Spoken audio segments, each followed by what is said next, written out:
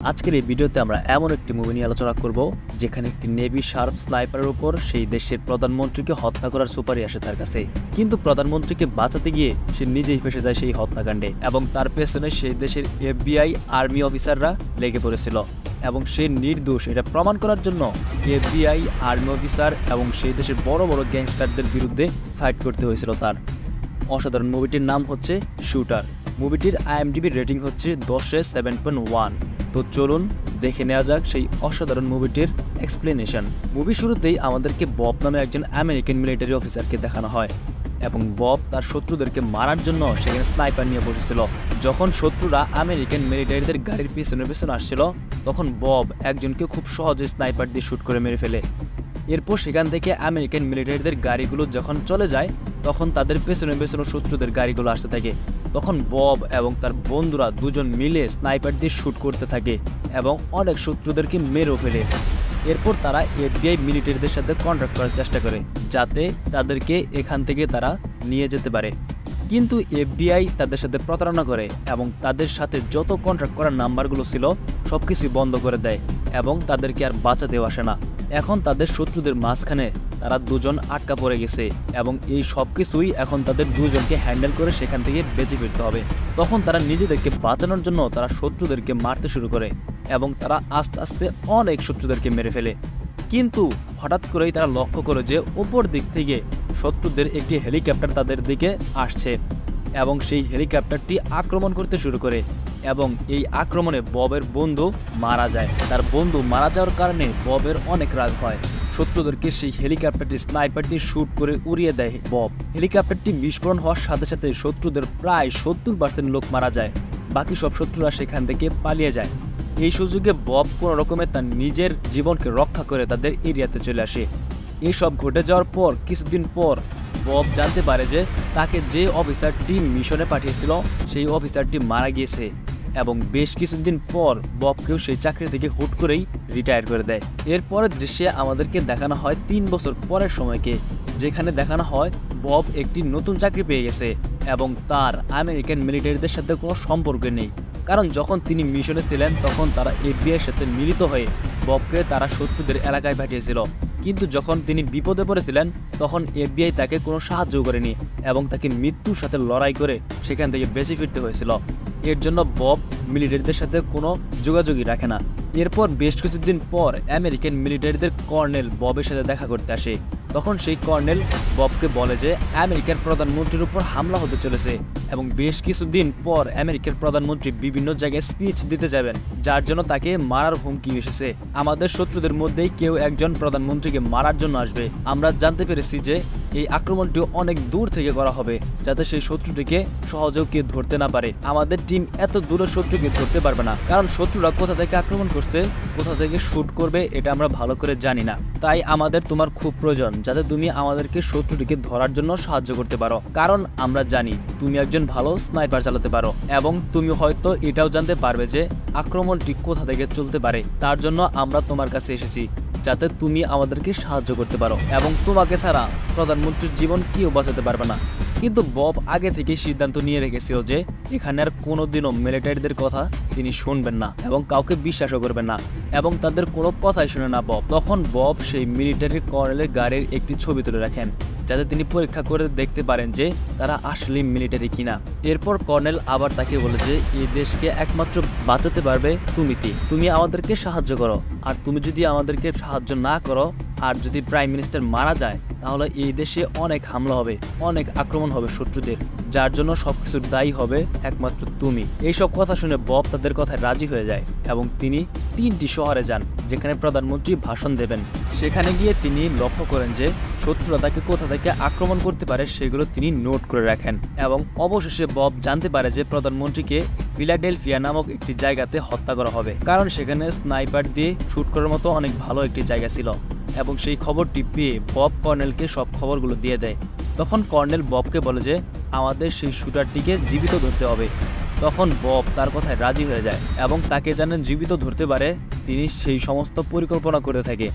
এরপর সেই দিনটি চলে আসে যেদিন প্রধানমন্ত্রী ভাষণ দেবেন এবং ববের সাথে কর্নেলের সবসময় যোগাযোগ ছিল, যাতে তারা ছোট্ট একটি ক্লু পেলেও সেটি কর্নেলকে দিতে পারেন। কিছুক্ষণ পর বব কর্নেলকে বলে যে এখন প্রধানমন্ত্রীর উপর আক্রমণ হবে, তুমি সমস্ত মিলিটারিদের প্রধানমন্ত্রীর কাছে পাঠিয়ে দাও যাতে তারা রক্ষা করতে পারে। কিন্তু অবাক করার বিষয় এটাই যে কর্নেল প্রধানমন্ত্রীকে রক্ষা করার জন্য একটা সৈন্য পাঠায়নি। এরপর সেখানে গুলি চালানোর আওয়াজ শুনতে পাওয়া যায় এবং অল্পের জন্য প্রধানমন্ত্রীর গুলি না লেগে ইথিওপিয়ার রাষ্ট্রদূতের গুলি লেগে যায় এবং সেই রাষ্ট্রদূতটি সেখানে মারা যায়। এবং সেখানে আক্রমণ হওয়ার সাথে সাথে জনগণ এদিক ওদিক দৌড়াতে শুরু করে এবং বব একটু পর দেখে যে তার কাছে একটি পুলিশ অফিসার এসেছে এবং হঠাৎ করে সেই পুলিশ অফিসারটি ববকে গুলি করতে শুরু করে। তখন বব মাটিতে পড়ে যায়, কিন্তু বব হাল ছাড়ার পাত্র নয়। বব অনেক কষ্ট করে সেখান থেকে পালাতে সক্ষম হয়। এরপর আমরা বুঝতে পারি যে কর্নেল তার সাথে বিশ্বাসঘাতকতা করেছে। তখন কর্নেল FBI এবং সকল অফিসারদেরকে বলে যে ববই হলো সেই আসল শুটার, যে কিনা প্রধানমন্ত্রীকে মারতে চেয়েছিল।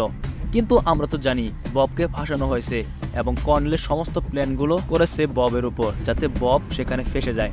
এমনকি বব যেখান থেকে শত্রুদেরকে মারার জন্য দাঁড়িয়েছিল সেখানে ববের একটি স্নাইপার রেখে দেয়, যাতে সবাই বুঝতে পারে যে প্রধানমন্ত্রীকে মারার জন্য সেখানে স্নাইপার ফিট করা রয়েছিল। প্রথমে বব বুঝতেই পারেনি যে তার সাথে এসব কি হচ্ছে। তখন বব বুঝতে পারে যে তাকে আসলে কর্নেল ফাঁসিয়ে দিয়েছে এই মিশনে।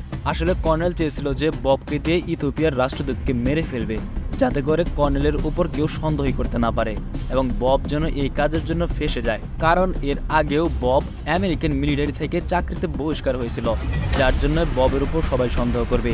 এরপর FBI ববকে খোঁজার জন্য বেরিয়ে পড়ে। এরপর আমাদেরকে ববকে দেখানো হয়। বব তখন FBI এজেন্টের হাত থেকে বাঁচার জন্য পালানোর চেষ্টা করছিল।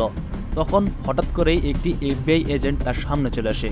তখন বব সেই FBI এজেন্টের কাছ থেকে বন্দুক নিয়ে তাকে মেরে সেখান থেকে পালিয়ে যেতে সক্ষম হয়। সেই এজেন্টটিকে মারার সময় বব একটা কথা বলে গিয়েছিল তাকে, যে আমি ইথিওপিয়ার রাষ্ট্রদূতকে মারিনি, তাকে মেরেছে কর্নেল। এটা বলে সেখান থেকে বব চলে যায়।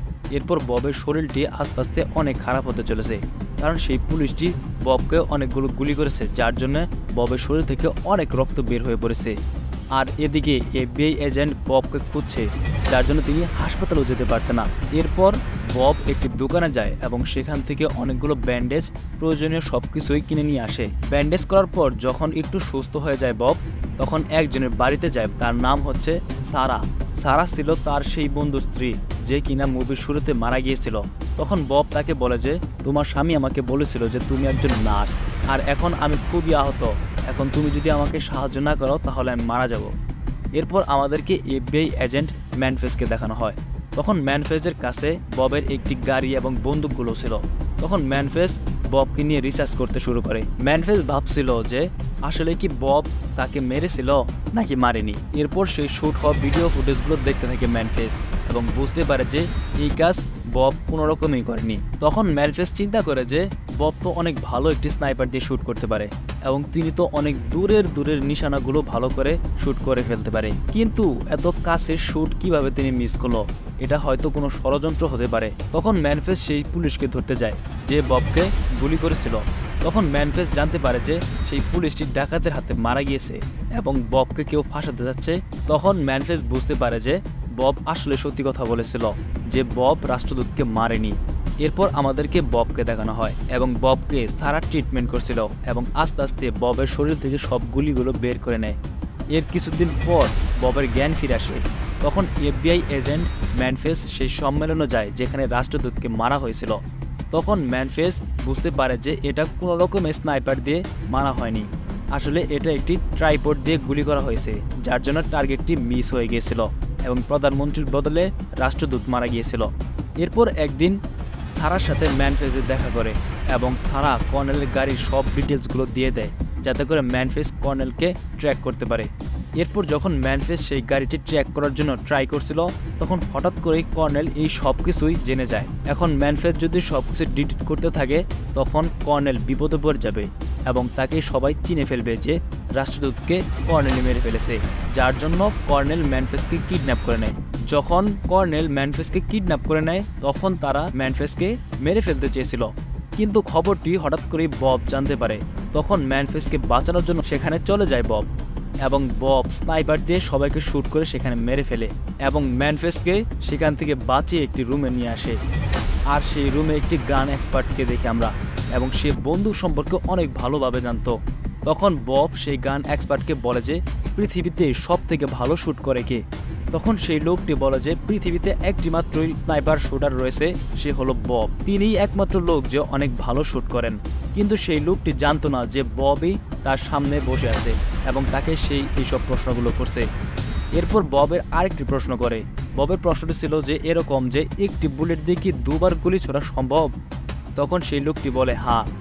লোকটি বলে যে পেপার প্যাচিং ব্যবহার করে একটি বুলেটকে দুবার ফায়ার করা সম্ভব। ববের এই প্রশ্নগুলো করার কারণ রয়েছে অনেক, এবং যে বুলেট দিয়ে সেই রাষ্ট্রদূতকে মারা হয়েছিল সেটা ববের স্নাইপারের বুলেট, এবং সেই বুলেটটি কিছুদিন আগে তিনি প্র্যাকটিস করেছিলেন যাতে তিনি ভালোভাবে শ্যুটগুলো করতে পারেন, আর সেই বুলেট দিয়েই রাষ্ট্রদূতকে মারা হয়েছিল।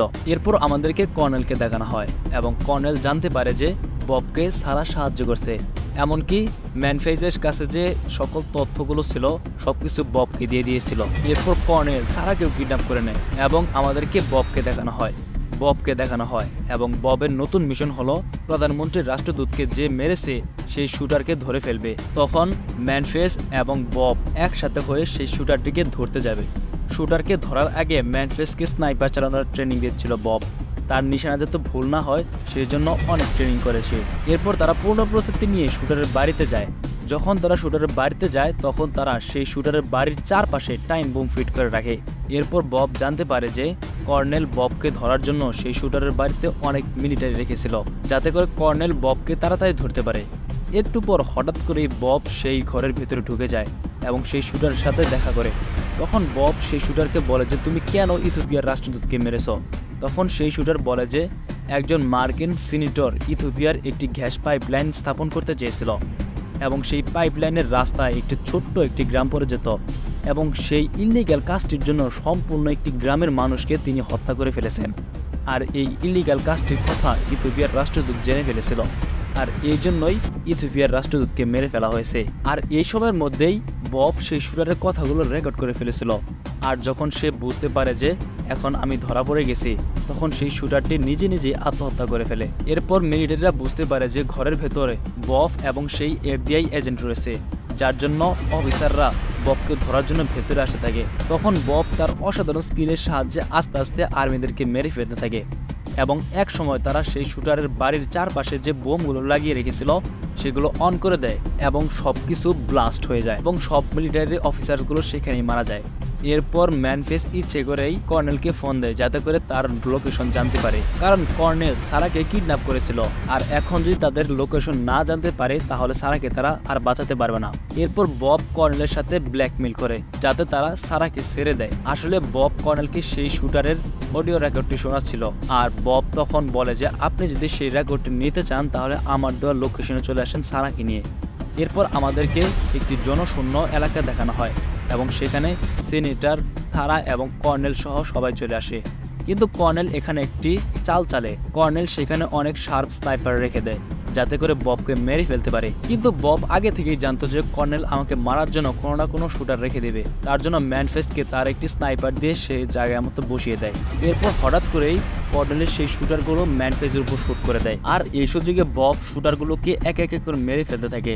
তখন কর্নেলের লোকেরা ম্যানফেসকে অনেক শুট করতে থাকে, কিন্তু ম্যানফেসের গুলি লাগা সত্ত্বেও তাদের কাছে হেঁটে আসছিল। ম্যানফেস সেখানে বুলেট প্রুফ জ্যাকেট পরে গেছিল, যার জন্য ম্যানফেসের কিছুই হয়নি। এরপর আমাদেরকে সারাকে দেখানো হয়।